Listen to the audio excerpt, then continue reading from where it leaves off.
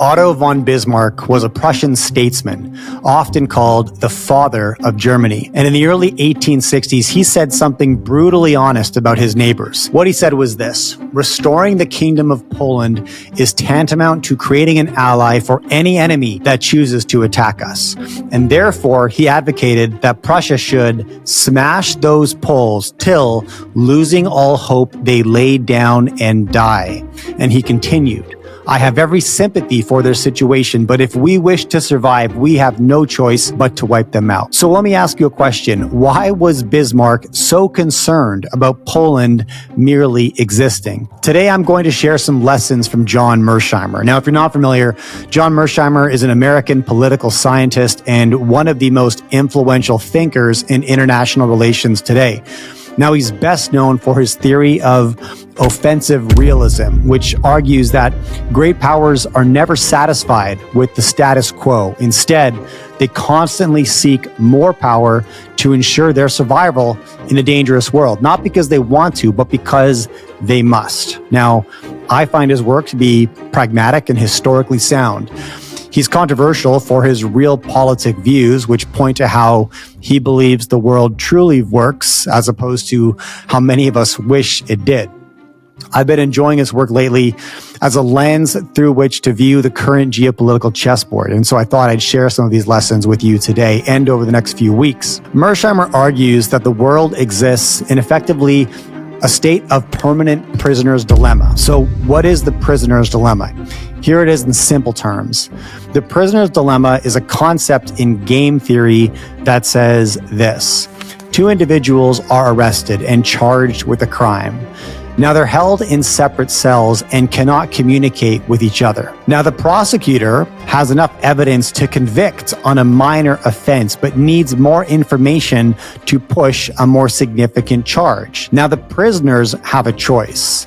They can betray their friend and provide the additional information needed in exchange for a lighter sentence, or they can stay silent. Now, here's the dilemma. If prisoner A and prisoner B both remain silent, then each of them will serve 1 year in prison on the lesser charge. But if prisoner A betrays prisoner B, but prisoner B remains silent, then A will be set free and B will serve 3 years on the greater charge, and vice versa. Now, if both prisoners A and B betray each other, then each will serve 2 years in prison, right in the middle. Now, although the best outcome would be for both to remain silent, the risk of being betrayed is too great. And so in most cases, each prisoner betrays the other and they end up with a longer sentence than they would have if they both stayed silent. And you can find parallels to this theory throughout world history, particularly when two world powers rise together. Although cooperation would be the more prosperous option,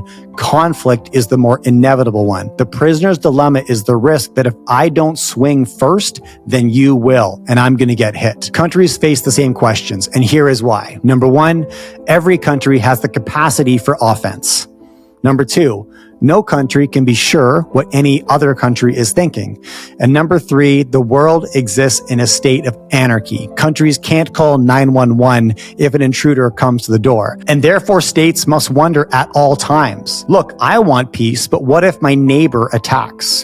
What if my neighbor builds up their military and we don't?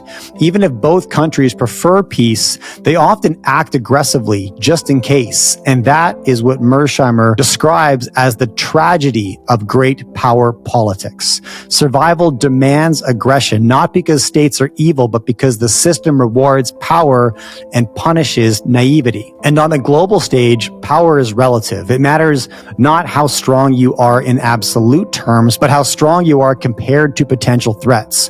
When one state builds up its military to feel safer, other states end up feeling less safe, and they build up too. Everyone becomes a bit more armed, more tense, and more likely to clash, even though nobody wanted to fight in the first place. And here's how this typically plays out. Imagine this.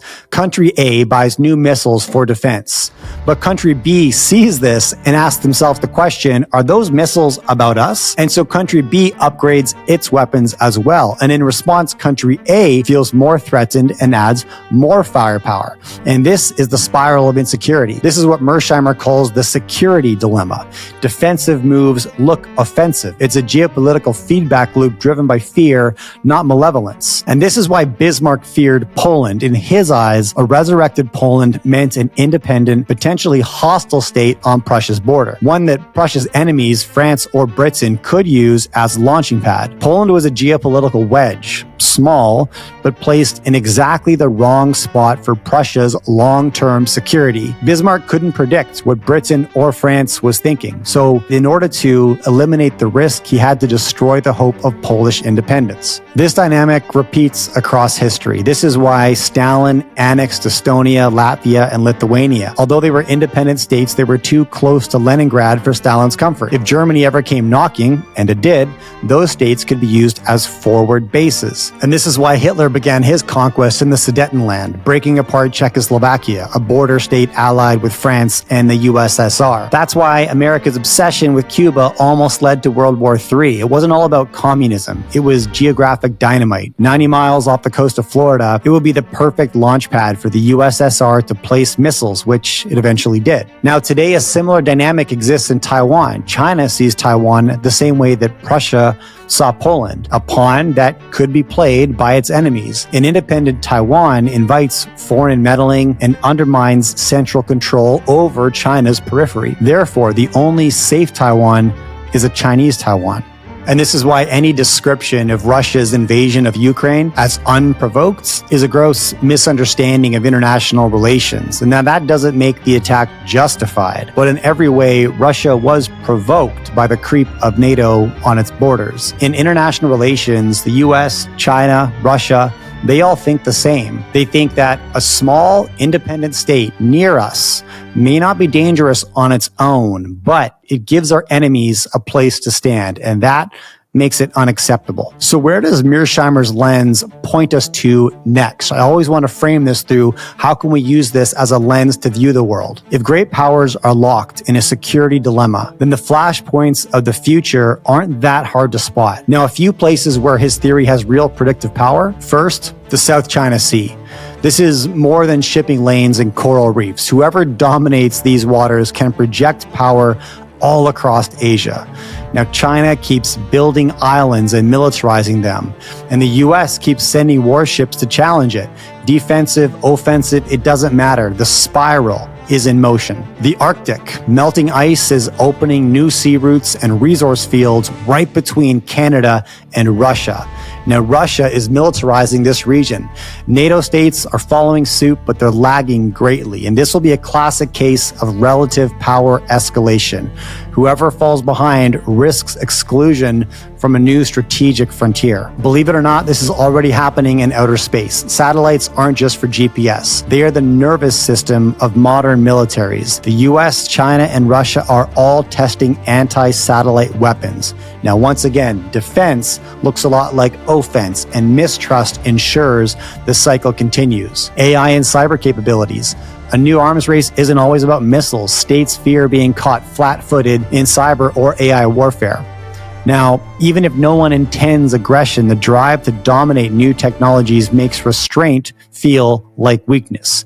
So what's the common thread? Mearsheimer would tell us not to be fooled by good intentions. Even if leaders swear their buildup is defensive, rivals will assume the worst. And even if states say they only want stability, the structure of the system pushes them towards competition. Now, this framework doesn't predict every skirmish or treaty, but it does give us a durable mental model. Let's make a couple assumptions here. First of all, we'll assume that all states want to survive. Second, we'll assume that survival means building power. And third, we'll assume that power is always relative. And if you apply this framework, the next generation of flashpoints comes into clearer focus. Taiwan, the South China Sea, the Arctic, space, cyber, different arenas, but the same trend tragedy. This is the Jay Martin Show, where I dissect the greatest minds in geopolitics and finance every week with a long-form interview, and then I supplement with little thought experiments like this. I share the books I'm reading, the research I'm consuming, and my grand takeaways from conversations that I have right here on the channel. If you enjoy geopolitics and you're curious about the bridge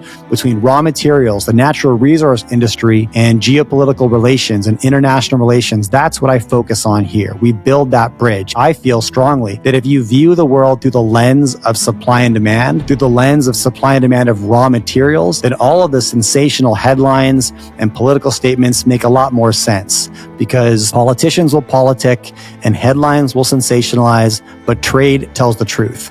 This is the Jay Martin Show. If you enjoy this, hit subscribe, give this video a share, and I'll see you next week.